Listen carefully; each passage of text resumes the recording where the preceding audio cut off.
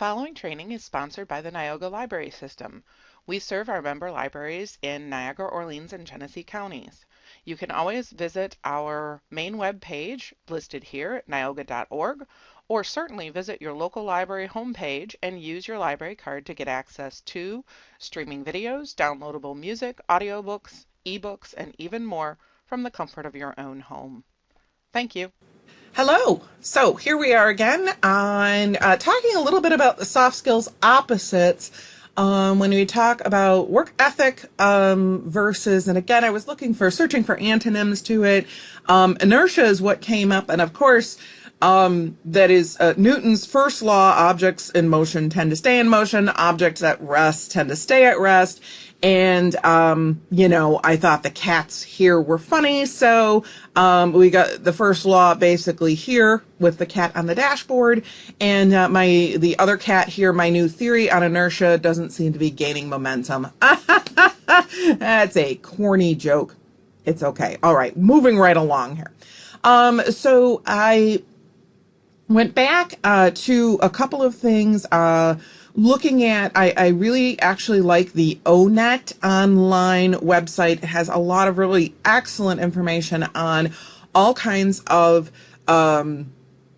professions, jobs and that. And I found an article by Marilisa Fabrizia. I hope I'm pronouncing that right. 7 ways to overcome inertia and get yourself unstuck. And then I also, in here, talked about Dr. Douglas Labiere again, and he talked about creative indifference. So, these 3 are, as always, here on the screen. I will link, all of my references in the description. So, give the original author some love, and, let's hop into inertia. Let's take a look at this. So, I looked at the ONET online website, and it's a website that surveys people working in different fields. And they send out a survey that I swear it seems like it's this thick. It's not quite that thick, but it's run by the Department of Labor. I had actually done a video on ONET, so if you're interested, always click on the channel, subscribe. You'll get all notifications from the new videos and that. Or, of course, just watch them through the email. That's totally fine, too. So that's been really good. But ONET Online is run by the Federal Department of Labor. So, and they send out surveys to people who are actually working in the fields, and they come up with these greatly detailed reports on an actual job description, and they're really, really good. And according to that, what it says about librarians, we are conventional, social, cooperative, and dependable. We show initiative, integrity, and concern for others, and we value relationships. Yeah, okay, that sounds pretty good. So, of course, now talking about inertia and work ethic, so many of the librarians I know, they do so much stuff on their own time. You do wonderful, wonderful work, and the staff, and we just really love libraries. So great, so fantastic. And we are not always prone to inertia. I mean, we are a little bit because we're also very routine oriented. I know I am. We like things to be organized. We have a movie collection at home. This is in my house, and it's all alphabetized by title. So yeah. Yeah, no librarian works in my home, right? Okay, but we're not necessarily prone to inertia. We can be, but not necessarily. We work in varied environments with all different types of patrons, a huge diversity in age and experience and location and gender and sex and oh my goodness, just all over. And they keep us on our toes. And that is such a natural defense against inertia. And that is really, really great. But still, sometimes I know I fall into the same routines, the same patterns, and you deal with some of the same things over and over. And you fall into a pattern of inertia. Now, some of the things that I'm thinking about right now, I actually did cover in the creative indifference video.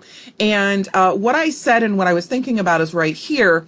Overcoming the same old requires knowing what your routines are and having the energy and initiative to become indifferent to yourself so that you can change. So this was Douglas Labiere. Dr. Labiere said, through creative indifference, you learn to disengage from your relationships in ways that circle back to revitalize it. It doesn't mean that you stop caring. To the contrary, creative indifference is a way for you to become less reactive to your own behavior. It opens the door to positive change. The indifference you build is towards your own internal emotions and reactions and habitual responses, especially in situations where you typically feel disappointed, defensive, or critical. And I like that because creative indifference, like inertia, objects in motion tend to stay in motion. Objects at rest tend to stay at rest until acted upon by an outside force. And we can be our own outside force. We're human beings. We're just weird, aren't we? But Marilisa Fabresia talks about this in her post on getting yourself unstuck. And my screen just popped down there, so let me get back to where I was supposed to be. I don't know what happened there. Okay. When there's a goal that you want to achieve, one of the biggest hurdles that you'll face is overcoming inertia in order to get yourself to start moving in the right direction. The good news is that once you initiate movement, the law of inertia helps to keep you moving and to continue taking action. And she says, below, you'll find 7 ways to overcome inertia and get yourself moving forward to the achievement of your goals. She goes on to discuss 50 years ago, psychologist Kurt Lewin proposed a 3-step model for change. Lewin argued that individuals are frozen in place and they tend to resist change even when presented with favorable opportunities.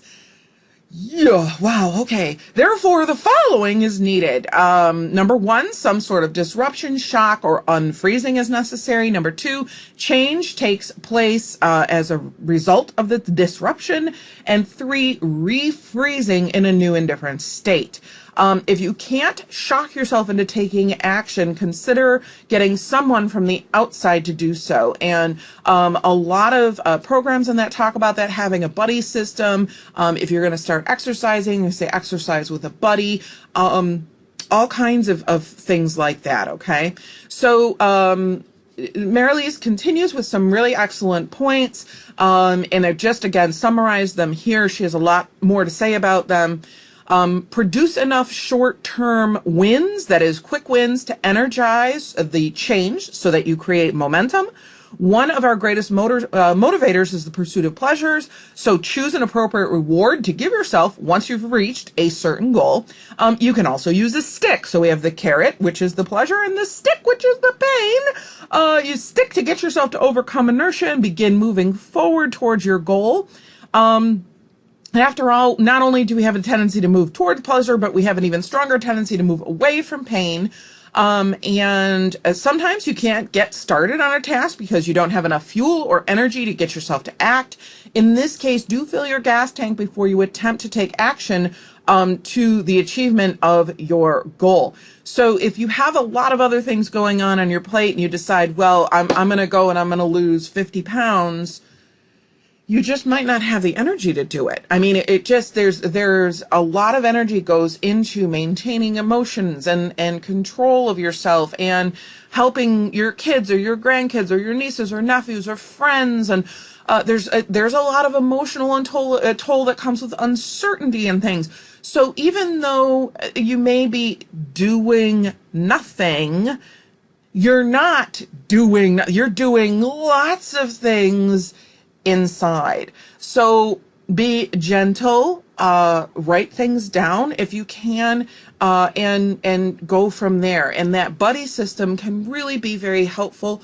And if you're not sure, just, text someone, ask. There's a lot of people who are very friendly. So, and if they don't like it, well, hey, nothing ventured, nothing gained, right? I believe Wayne Gretzky said, you miss 100% of the shots you don't take. So, okay. The last things that she talks about, Marilise Create a clear vision of what you're trying to achieve. And lastly, stage it. That is, you set the stage for the action you want to take so that you make it easier to then go forward with it. And I hope this was helpful, and I love hearing from y'all. And that's all I've got for today. So we'll see you in the next one. Take care.